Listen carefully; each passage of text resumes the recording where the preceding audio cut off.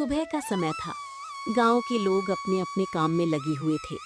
उसी गांव के किनारे बनी एक छोटी सी झोपड़ी में राधा अपनी बूढ़ी माँ के साथ रहती थी। घर में ज्यादा सामान नहीं था, लेकिन दोनों के बीच प्यार और अपनापन बहुत था। माँ, मैं आज जल्दी बाजार जाऊंगी। कल जो टोकरी मैंने बनाई थी शायद आज अच्छे दाम में बिक जाए। हाँ बेटी, मेहनत कभी व्यर्थ नहीं जाती।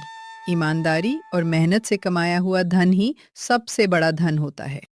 राधा ने अपनी टोकरियां उठाईं और बाजार की ओर चल पड़ी। रास्ते में उसकी नजर एक अनजान बूढ़े आदमी पर पड़ी, जो गांव के पुराने बरगद के पेड़ के नीचे शांत बैठा हुआ था। वो किसी का इंतजार करता हुआ लग रहा था। राधा ने उस बूढ़े आदमी को एक नजर देखा और फिर अपने रास्ते पर आगे बढ़ गई। लेकिन कुछ कदम चलने के बाद उसे लगा कि गांव में उसने उस आदमी को पहले कभी नहीं देखा था। बेटी, क्या तुम जरा एक बात सुन सकती हो? राधा रुक गई। उसने पीछे मुड़कर देखा। बूढ़े आदमी के चेहरे पर थकान थी, लेकिन उसकी आंखों में एक अजीब सी शांति दिखाई दे रही थी। जी बाबा, कहिए, आपको किसी मदद की जरूरत है क्या? बूढ़े आदमी ने अपने पास रखा एक पुराना कपड़े का थैला लिया और राधा की ओर देखते हुए मुस्कुराया, मानो वो उसी का इंतजार कर रहा हो। बेटी, मुझे मदद नहीं चाहिए। मैं तो बस इस गांव में किसी ऐसे इंसान की तलाश कर रहा हूं जो बिना लालच के दूसरों की बात सुन सके। राधा को ये बात थोड़ी अजीब लगी। गांव में लोग अक्सर काम या पैसे की बात करते थे, लेकिन इस बूढ़े आदमी की बात अलग थी। बाबा, मैं आपकी बात सुन सकती हूँ, लेकिन मुझे बाजार भी पहुँचना है, नहीं तो मेरी टोकरियाँ नहीं बिकेंगी। मैं तुम्हारा ज्यादा समय नहीं लूंगा। बस मुझे बताओ, अगर तुम्हें अचानक बहुत सारा धन मिल जाए तो तुम उसका क्या करोगी? राधा कुछ पल सोच में पड़ गई। उसके घर में गरीबी थी, कई जरूरतें थीं, लेकिन उसने तुरंत जवाब नहीं दिया।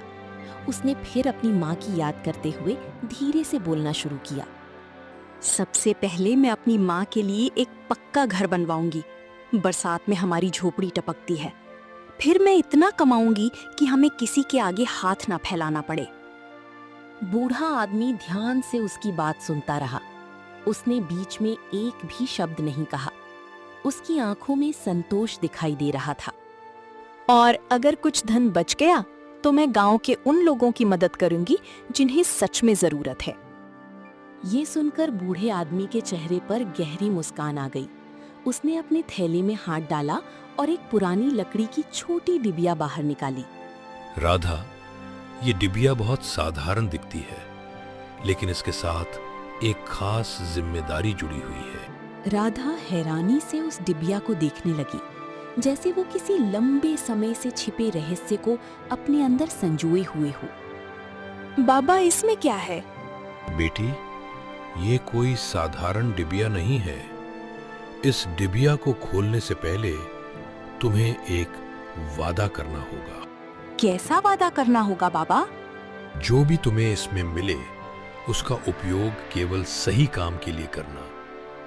अगर मन में लालच आ गया तो ये साधारण लकड़ी के टुकड़े से ज्यादा कुछ नहीं रहेगी। राधा ने ध्यान से बूढ़े आदमी की बात सुनी। उसे समझ नहीं आ रहा था कि एक छोटी सी पुरानी डिबिया में ऐसा क्या हो सकता है, लेकिन बूढ़े आदमी की बातों में एक अलग ही विश्वास था। मैं वादा करती हूँ बाबा, मेरे मन में कभी भी कोई लालच नहीं आएगी। बूढ़े आदमी ने धीरे धीरे डिबिया राधा के हाथों में रख दी। डिबिया के अंदर केवल एक पुराना मोड़ा हुआ कागज रखा था। बाबा, इसमें तो सिर्फ एक कागज है। राधा ने कागज खोला और पढ़ना शुरू किया। गांव के पुराने तालाब के पास बरगद की सबसे बड़ी जड़ के नीचे एक ऐसी चीज छिपी है जो कई लोगों की जिंदगी बदल सकती है। ये पढ़कर राधा की आंखें फैल गईं। उसे समझ नहीं आया कि ये कोई पहेली है या सचमुच किसी रहस्य का संकेत। उसने तुरंत बूढ़े आदमी की ओर देखा, लेकिन अगले ही पल वो चौंक गई। बरगद के पेड़ के नीचे अब कोई नहीं था। बूढ़ा आदमी अचानक वहां से गायब हो चुका था। बाबा, बाबा, आप कहाँ गए? राधा ने इधर उधर नजर दौड़ाई। सड़क खाली थी। बरगद के आसपास भी कोई दिखाई नहीं दे रहा था। ऐसा लग रहा था जैसे वो बूढ़ा आदमी कभी वहां था ही नहीं। कुछ पल तक राधा सोचती रही। उसे बाजार भी जाना था, लेकिन उस रहस्यमयी संदेश ने उसके मन में कई सवाल पैदा कर दिए थे। पुराने तालाब के पास आखिर ऐसी कौन सी चीज छिपी हो सकती है जो कई लोगों की जिंदगी बदल दे?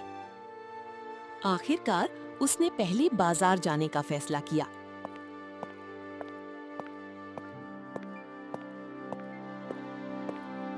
पूरे दिन वो टोकरियां बेचती रही, लेकिन उसका ध्यान बार बार उस कागज की ओर चला जाता था।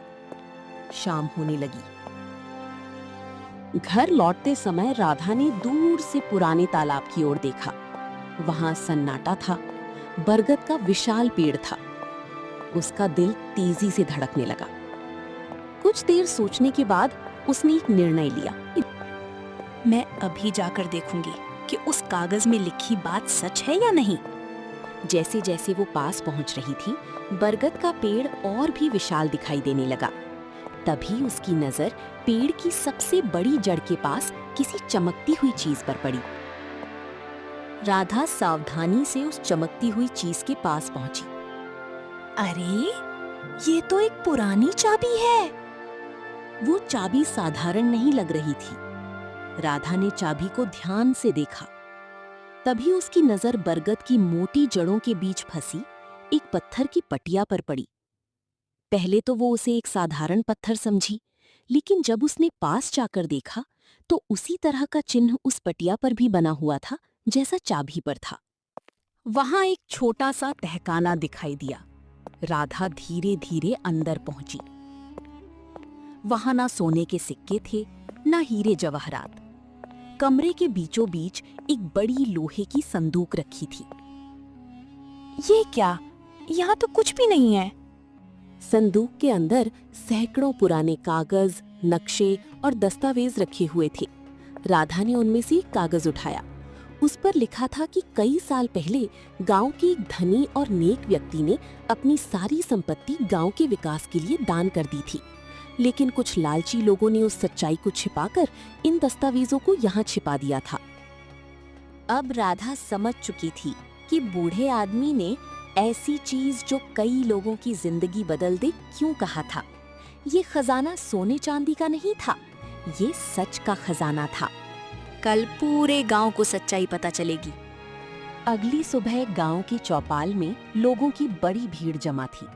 राधा सभी दस्तावेज लेकर वहां पहुंच चुकी थी। राधा ने सभी दस्तावेज गांव वालों के सामने रख दिए। चौपाल में बैठे लोग हैरानी से एक दूसरे का चेहरा देखने लगे।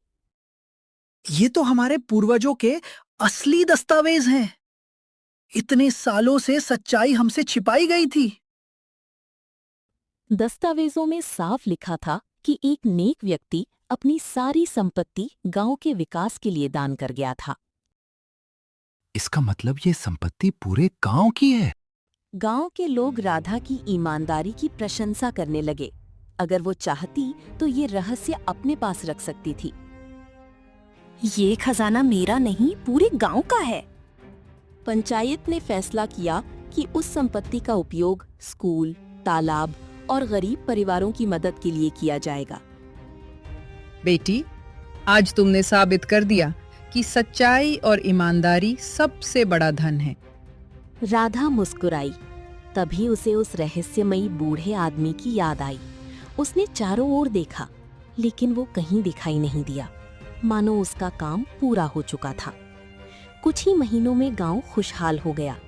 लोगों ने समझ लिया कि असली खजाना सोना चांदी नहीं, बल्कि सच्चाई, ईमानदारी और अच्छे कर्म होते हैं।